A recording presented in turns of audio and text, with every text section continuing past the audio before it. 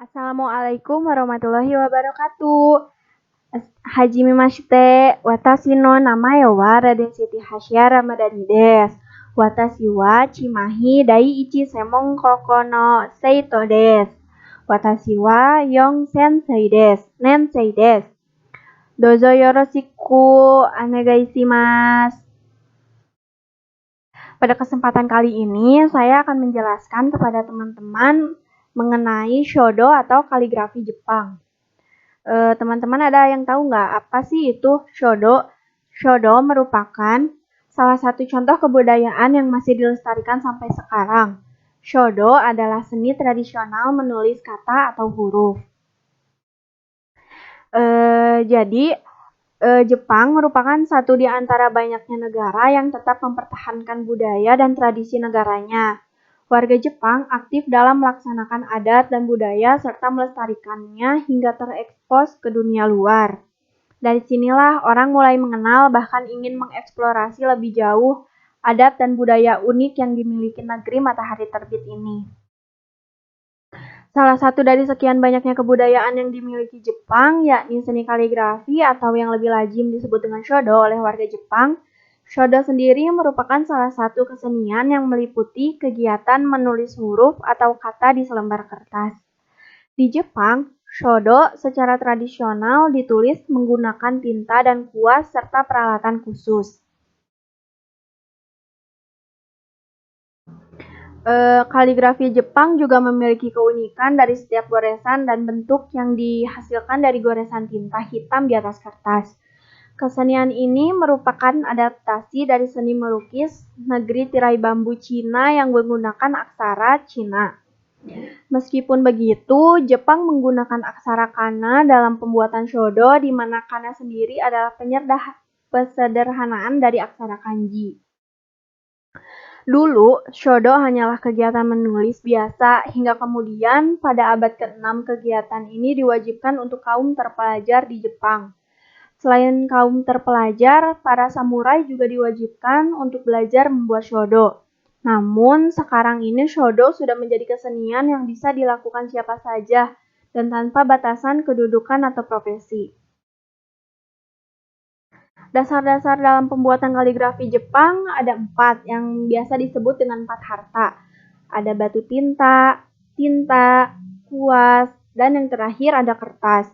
Selain 4 harta ini, saya akan menjelaskan lebih lanjut mengenai alat atau bahan yang digunakan untuk pembuatan kaligrafi Jepang. Alat yang pertama ada kuas, atau di Jepang disebut dengan fude, yang juga merupakan alat yang keberadaannya paling penting dalam pembuatan kaligrafi. Keberadaan kuas tentu saja sebagai alat bantu untuk mengimplementasikan bentuk huruf atau kata yang akan ditulis di atas kertas. Gagang kuas biasanya berasal dari bambu, sedangkan bulunya merupakan bulu binatang atau hewan. Hewan yang digunakan dalam pembuatan fude ada 3. Yang pertama ada domba. Bulu dari domba ini untuk membuat kuas yang digunakan untuk mengekspresikan sesuatu dengan lembut. Lalu yang kedua dan ketiga ada musang dan kuda. Bulu musang dan kuda ini digunakan untuk pembuatan kuas untuk menghasilkan bulu yang digunakan untuk mengekspresikan sesuatu dengan tegas. Harta kedua yang menjadi hal penting dalam pembuatan kesenian shodo adalah tinta, atau lebih dikenal dengan sumi oleh masyarakat Jepang. Pada pembuatan kaligrafi Jepang kuno, tinta terbuat dari alam seperti granit. Sekarang ini tinta berbahan jelaga dari pohon pinus. Untuk tinta terbaik yang diambil di daerah Nara dan Suzuka. Ini merupakan gambar pembuatan bahan untuk pembuatan tinta. Lalu kertas, yang ketiga ada washi atau kertas. Kertas yang digunakan dalam pembuatan kaligrafi Jepang terbilang khusus. Masyarakat Jepang menyebut kertas ini adalah kertas khas dari Jepang yang disebut dengan washi. Tekstur kertas ini tidak terlalu halus dan sedikit keras dibanding kertas pada umumnya. Kelebihan kertas ini adalah mampu menyerap tinta sangat baik sehingga hasil tulisan lebih baik. Kertas ini terbuat dari rami, pohon murbei, semak, mitsuma, atau tanaman lainnya yang tumbuh alami di Jepang. Lalu yang keempat ada suzuri atau batu tinta. Dalam menulis shodo dibutuhkan batu tinta yang umumnya disebut suzuri oleh masyarakat Jepang. Para seniman atau penulis kaligrafi memanfaatkan batu tinta untuk menuang tinta ke dalam wadah khusus. Selain itu, batu tinta juga digunakan untuk menggoreskan tinta tulisan.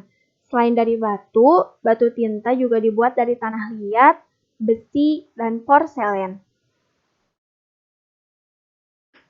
Lalu yang kelima ada buncin atau penahan kertas. Peralatan lain yang dibutuhkan dalam pembuatan kaligrafi adalah buncin. Buncin ini menyerupai kayu yang fungsinya untuk menahan pada sisi atas, bawah, dan bagian samping. Hal ini juga membuat posisi kertas stabil saat menulis dan mulai menggoreskan kuas. Lalu yang keenam ada shitajiki atau alas kertas. Shitajiki ini diletakkan pada bagian bawah dari pemberat kertas sehingga saat menulis permukaan kertas menjadi lebih rata. Pada gambar, shitajiki merupakan papan yang berwarna hitam. Style penulisan kaligrafi di Jepang ada 3. Pertama ada kaisho. Gaya ini menggunakan aturan blok untuk menulis huruf-huruf sehingga tidak jarang gaya ini dianggap sangat kaku. Meskipun begitu, dibutuhkan ketelitian dan kehati-hatian menulis huruf dengan gaya ini. Kedua ada gyoso. Pada gaya ini, kuas tidak pernah meninggalkan kertas yang artinya penulis akan terus menulis huruf demi huruf dalam satu tarikan saja. Lalu yang terakhir ada sosho. Kuas digerakkan dengan sangat ringan untuk menulis huruf. Bahkan ada beberapa goresan yang dihilangkan untuk menciptakan tulisan yang halus. Biasanya style ini digunakan untuk karya abstrak untuk mendukung karya penulis. Lalu ada tips dalam pembuatan kaligrafi Jepang. Yang pertama, postur tubuh agar tetap tegak dan memegang sekitar tengah kuas yang dapat ditujukan pada gambar. Lalu, bila menulis kaligrafi, khususnya pada bagian yang berbelok, sebaiknya ditulis secara perlahan agar dapat menghasilkan goresan kaligrafi yang indah. Lalu saat merubah arah kuas, sebaiknya istirahat sedikit. Setelah istirahat sedikit, kuas ditarik sedikit cepat agar dapat menghasilkan goresan kaligrafi yang sesuai dengan bentuk yang diinginkan. Shodo juga sebaiknya ada guru atau pembimbing yang menuntun siswa dalam penulisan kaligrafi Jepang ini. Nah, di Jepang ada tempat wisata yang menyajikan tentang kaligrafi Jepang. Yang pertama, ada Museum Mitsuo Aida. Museum Mitsuo Aida adalah museum yang memamerkan karya-karya Mitsuo Aida yang merupakan seorang seniman kaligrafi dan penyair.